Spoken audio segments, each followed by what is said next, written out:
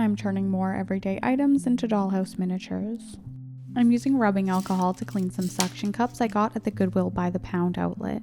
I also grabbed a couple round beads from my stash. Cleaning the pieces with rubbing alcohol will help the paint stick. I should have done this prior to cleaning them, but I removed these weird little nibs that are on each suction cup and trimmed the top of a suction cup that was too tall. Since this is just soft rubber, it's really easy to trim it with some pliers. To further prep for paint, I'm adding paper to the top of the suction cups using Beacon 3-in-1. This is an acetone-based glue that's very similar to Fabri-Tac. I used the acetone-based glue to stick the paper to the rubber and used white glue to glue the paper to itself. I wrapped the paper around itself a couple of times. I'm prepping the third suction cup by cutting off this angled top piece that used to have this metal piece attached. This kind of bows outward like a tapered lampshade, so I'm trimming it so it's flatter. I'm filling the gap where the metal hook used to be with jute rope so the paper has something to stick to. Now all 3 suction cups are clean and have paper caps and are nearly ready to paint, but I would like to prep them using some Ultra Matte. This matte sealer has a bit of tooth, so it'll help the acrylic paint I'll be using stick to these suction cups. Don't run out and buy everything you see me use because there are often substitutes, like in this case you could use matte Mod Podge or primer.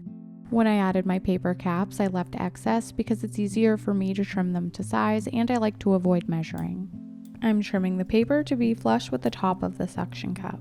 You could trim them before you apply the sealer, but I forgot. I'm adding more details to the top of the lights, starting with some tape that's meant for your fingernails. This tape is really thin, but it will add dimension to tiny miniatures. I'm adding the tape at the very top and doubling it up for added dimension.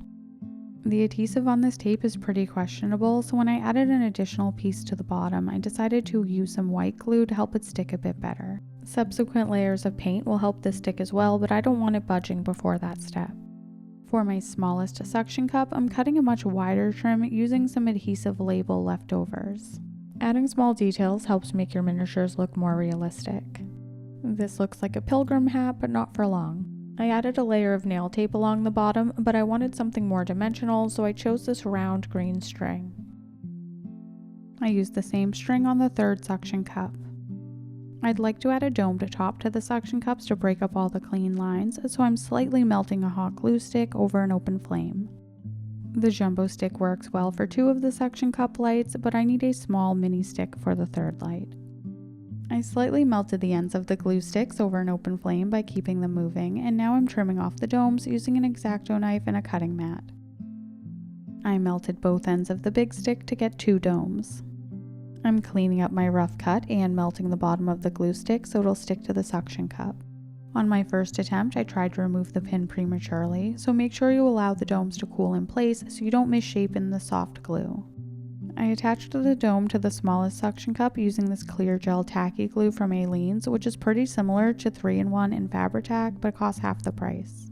Now that the dome is in place on this large suction cup, I used some string to hide the seams and add additional dimension. I added the string using either Aleene's or Fabri-Tac and glued the ends together with white glue. You can hardly see this detail in the end, but I also added some really tiny crochet thread to flank this little piece of nail tape. I'm really antsy to paint these bad Larrys, but first I need to drill a hole in each of the light fixtures. I wasn't drilling for very long, but the bit did get warm enough to melt the hot glue. I let it cool down and peeled off the cold hot glue.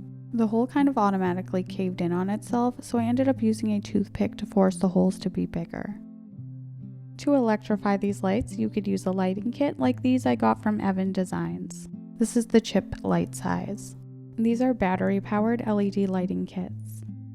You could also use some string fairy lights if you're patient enough and so inclined. Before you even dream of adding the lights, it's time for paint. These suction cups are made of flexible rubber, so I wasn't sure how they would take acrylic paint, but they painted up nicely.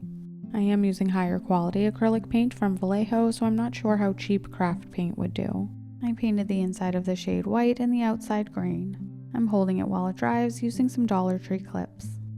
All of the fixtures will be white on the inside and a different color on the outside. I'll be painting this fixture silver, but instead of doing my usual black base coat, I opted for brown, so it'll hopefully be a warmer, more natural silver tone. I'm using Silver Leaf Rub and Buff for the color because I like the realistic luster.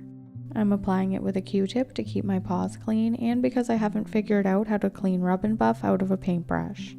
I'm not sure if the brown base coat made a difference since rub and buff is so opaque, but I do like the outcome. This looks positively lovely, so I'm going to muck it up with some Rustall. It didn't come with instructions, so maybe I'm using it wrong, but I don't see any advantage over using this product versus just watering down some red ochre paint. The super smooth surface of the rub and buff resisted the Rustall, but it did create this patchy appearance that makes it look more authentic. For some realistic rust texture, I'm adding some white glue and sprinkling on some cinnamon. Lots of people have used this trick, but I've seen Whitney LaBrie use it in particular on her miniature channel, and I always love the outcome. Adding a coat of watered down red ochre paint and covering it with some glue and cinnamon would be a nice cheap way to create rust. I'll be adding rust effects from Dirty Down Rust, which is my favorite product for creating realistic rust. My small bottle of Dirty Down Rust cost $28, but I have had it for years and I haven't found a product that rivals it. I'm not entirely sure how it works, but from what I can understand, this product creates a chemical reaction that makes real rust. It rinses easily off of a brush using just water, so I'm using a brush to add small amounts around the outside edges of the cinnamon. For this next light fixture, I decided to try using nail polish on the outside. You'd think I would have tested this off camera, but I did not, and unfortunate things did happen. I started by adding one coat of white to the inside and covered the entire outside of the shade with some red nail polish. The first coat of paint was too transparent and the second coat caused some warping. That kind of warp could work for a wabi-sabi light fixture or a floppy hat, but not for a metal industrial light, so I cleaned it off with nail polish remover to start afresh. I'm coating the inside with white and covering up the black strip that wasn't well covered when I was using the nail polish.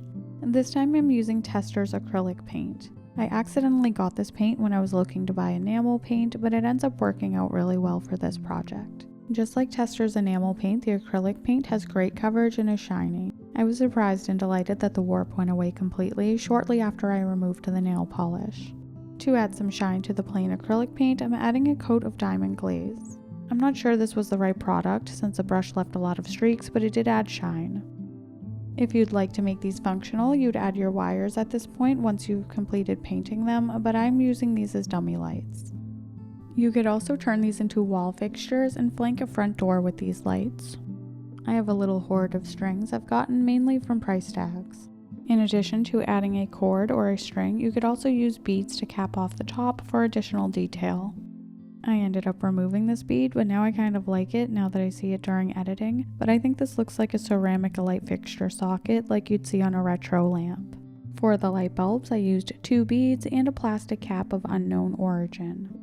Fun fact, I've been painting my nails recently because a viewer commented that I have asbestos hands. If you'd like to fund future nail polish purchases, consider joining my Patreon either as a free member or as a paying member for $3 a month.